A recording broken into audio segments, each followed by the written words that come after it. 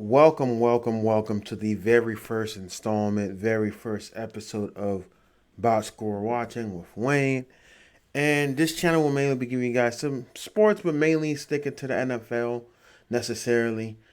And we just had the first day of legal tampering, and a lot of moves were made over the first day of legal tampering. So I do want to talk about some of the moves, highlight some of the moves, talk about some discussions of what's going on. So first things first, I want to talk about one of the first moves that happened on Sunday night. I'm a Pittsburgh Steelers fan, so I'm super excited by this. We got Russell Wilson on a 1 year, $1.2 million deal. That's a huge deal. I don't like the narratives that are being talked about with Russell Wilson, like he's a scrub, like he cannot play. There has to be context added to the situation that he's in place to.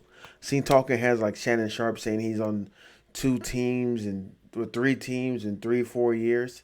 The reason why the Seattle Seahawks wanted to go over Russ because one, they didn't want to pay him as much money as they wanted to, and he also wanted to do different things. Right, him and Pete Carroll, a 10 years relationship, he was gone. It was time for a new change of scenery. Right, and they were able to progress with what they were able to get from that Russell Wilson trade. Right, so that makes sense. New change of scenery, wants to go somewhere. When Russell Wilson got to the Broncos, it was made that this team was just a quarterback away from being great. And that was incorrect because receivers like Cortland Sutton, receivers like Jared Judy, receivers like KJ Hamler were all perceived to be up and coming receivers that were going to make some moves. Cortland Sutton was good. At this point right now, Jared Judy is considered a bust. He's not as good as everyone thought he initially was going to be, whether that's due to injuries, not being able to stay on the field consistently. That's just the facts. As of right now, Jared Judy is considered a bust. He did get traded over to the Browns, so there may be some changes that may happen once he get over there. But as of this moment, not good. Next, we got to talk about the head coach that should have never been a head coach, right? Nathaniel Hackett should never been a head coach in this league. His play calling was bad. Everything was bad. We saw the improvement of the offense as soon as he was get fired and within the middle of the season. Any first year head coach that doesn't even last a full season let you know this guy was the wrong choice. So Broncos management made the wrong decisions. They did give Russell Wilson way too much leeway in what was going on with that organization. I'll give him that. Russ was in his head. He thought he wasn't as good. He thought he was better than he actually is. For me, I always say Russell Wilson was on the cusp of being a top five quarterback at his apex, at his prime. I never thought he was a bona fide top five quarterback ever, in my opinion, right? So, with that being said, they treated him as such, and I just don't think he was ready for that moment. Fast forward to everything, own parking spot, all the situations. Once the new coach got there, he did not. He did not. And he did not give Russell Wilson any time of day, right? He did not, right? He just didn't. He didn't like it. He heard about what was going on, right? And I'm blanking on the coach's name right now, and I don't know why. Sean Payton. As soon as Sean Payton got there, he heard about what was going on with Russell Wilson, and that wasn't his guy. And you know that a new head coach, they want their guy, right? He didn't like Russ. He didn't. You could tell he just the way he was talking about. He didn't like anything that was going on. To me personally, Sean Payton is, in my opinion, an overrated head coach. Drew Brees was really backing him, and we'll see what will happen moving forward without Drew Brees. Fast forward now, Russell Wilson is now a Pittsburgh Steeler. It's great. Russell Wilson being a Pittsburgh Steeler is the best thing for the Steelers because we haven't had a good quarterback since Big Ben prior to the elbow injury. Once Big Ben hurt his elbow, that team has never been the same offensively.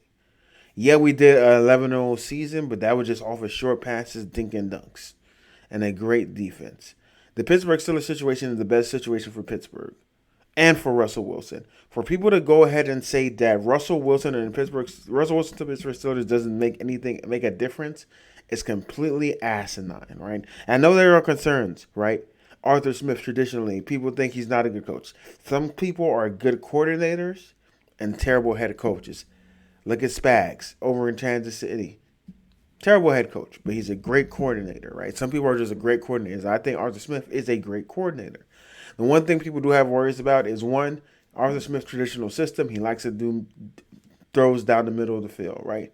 Something that Kenny Pickett didn't really do as well with the Pittsburgh Steelers last year, regardless if it was Matt Canada or not. And obviously that's the system, right? So people are wondering how is that going to fit, right, with Russell Wilson. One thing Russell Wilson doesn't do, he doesn't turn the ball over. That's one thing he doesn't do. He doesn't turn the ball over. And more importantly, his last 2 seasons of touchdowns are more than the Pittsburgh Steelers' last 2 seasons of touchdowns. We could not score. Russell was going to be able to get the ball in the end zone, and he's also going to be able to not turn the ball over. This is a match made. I'm going to say it's a match made in heaven for a simple fact that we don't have to pay him a lot. The Broncos still are on hook for $89 million for Russell Wilson. So that's why he was able to sign a team-friendly deal. We still have some cap space. We didn't really make too many moves in the offseason, the first day of free agency, which I kind of don't love. But this is a match made in heaven for us, right? Get a quarterback on a 1-year rental, kind of prove a deal. And I think Russell Wilson is going to prove it. He's going to be under Mike Tomlin. And my prediction for the Pittsburgh Steelers is they're going to win 11 to 12 games because we know they're going to have a great defense. We know Omar Khan, the con artist, Master Khan, is going to do something great in the offseason. You know, this is one big move. There's other moves that are going to trickle down. He's had a first hit success rate on his draft picks that he had this past year. So I think this is going to be a great, great thing. And when I'm talking about draft picks, I'm talking about we're still first round picks. Still, you know, he had some. Broderick Jones had some good games, had some bad games, right? But JPJ, right? Obviously, you know, Joey Porter Jr. and Keanu Benton were very instrumental, especially on our defensive end. This is great for someone like George Pickens because what we saw what DK Metcalf was able to emulate with Russell Wilson his first couple of years was amazing. And it's going to be the same situation, right?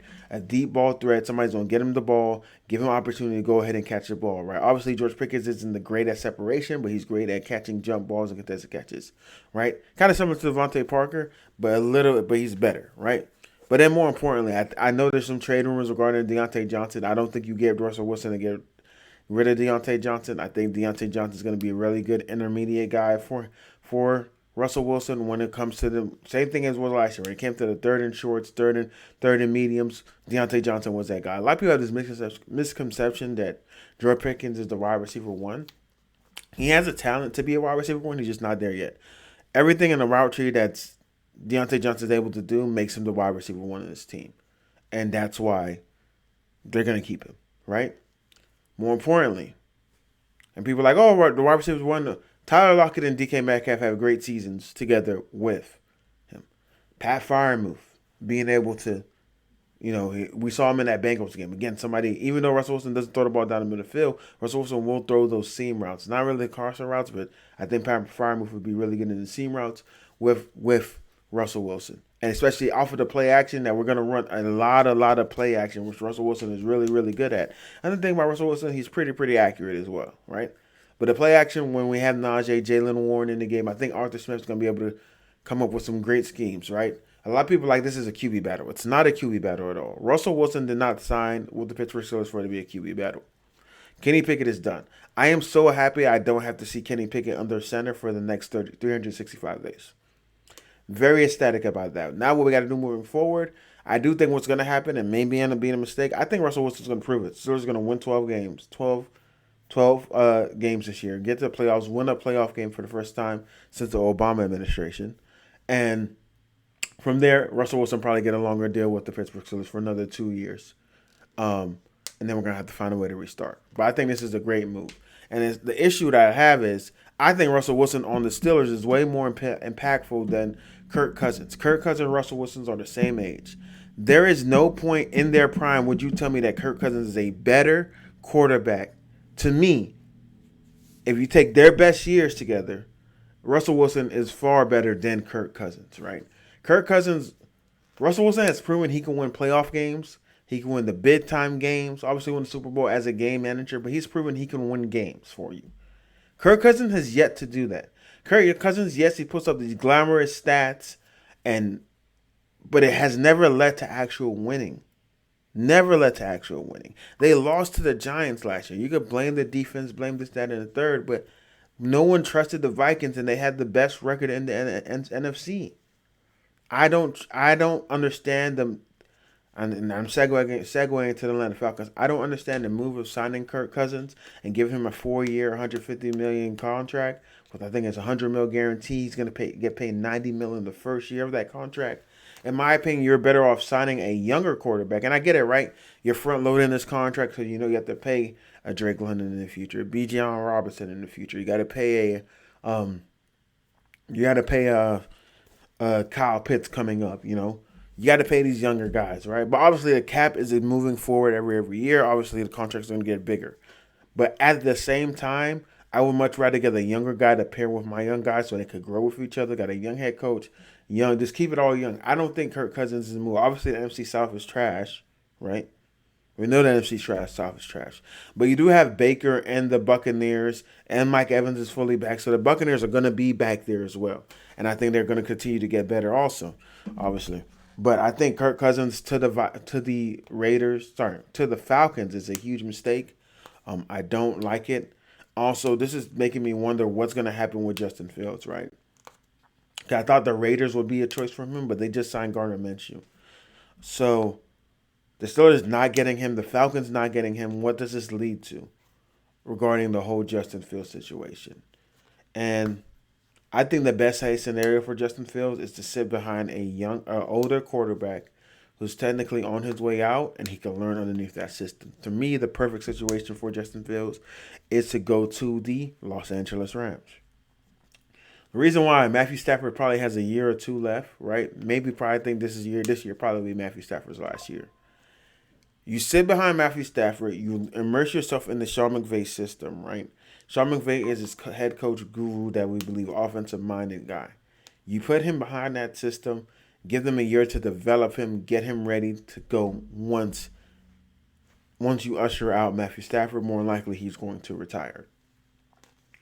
You keep him in that system. You bring him there. You make him thrive and see what can go on and what can happen in that system, right? And I think once, next year he will have a Cooper Kupp, have a Puka, right? These are good people for him to have, and you guys are also getting your draft picks back after all them years of getting rid of them. So I think that's a good move for them. So I like that. I like that for Justin Fields, right? I think that's a great move for Justin Fields. Another area I think Justin Fields could do good in is if I'm Tennessee, I'm trading for Justin Fields too. You and Will Levis duke it out. Let's see what's going on. Let's see what can happen. And then from there, we'll make some decisions. But this is crazy, man. A lot of moves happen in day one free agency. This is the first episode. We're going to continue to go. I don't want to make these videos a little bit too long, but make sure you guys like, comment, and subscribe. But again, Russell Wilson will be more impactful than Kirk Cousins. And that's just the simple facts. Till next time, my name is Wayne, and let's continue to box score watch.